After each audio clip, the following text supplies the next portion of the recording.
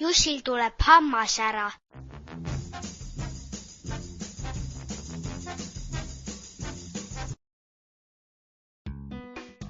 Juss, mis sa seal peegli ees teed?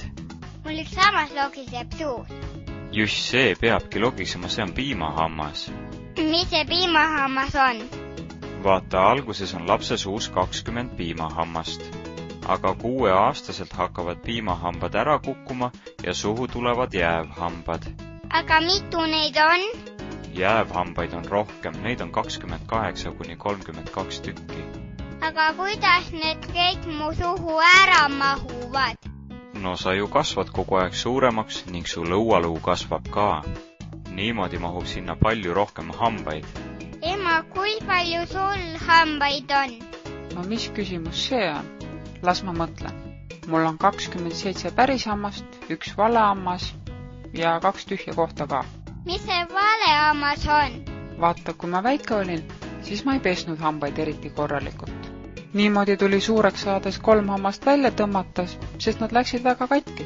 Ühe hamba asemele lasin ilusa valehamba ka panna. Aga miks sulle siis uusi hambaid asemele ei kasvanud? Sest siis, kui jäävhammas ära tuleb, siis enam uut hammast ei kasva. Või siit tuli natuke verd. See tähendab seda, et sul on hammas juba päris lahti. Las ma vaatan. Aga sa ei tohi mu hammast ära võtta. Oota, ma toon sulle puudridoosi.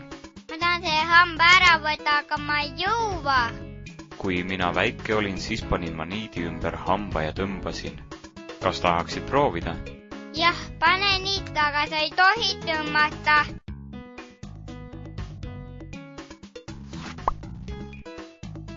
Oi, hammas tuli ise ära. Nii naljakas, ma panen ta õhtul padja alla. Siis tuleb öösel hambahaljast ja toob mulle midagi. Kes sulle hambahaljast rääkis? Mõmmi rääkis, talle tõi hambahaljast laeda mänguauto. Ah soo. Head ööd ja ilusaid unenägusid. Head ööd ja ilusaid unenägusid.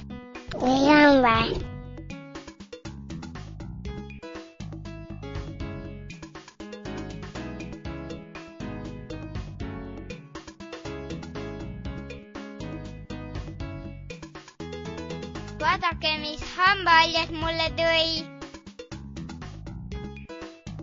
Oi, mul logiseb üks hammas võib-olla veel. Elas kord üks muinasjutt sai läbi. Järgmises osas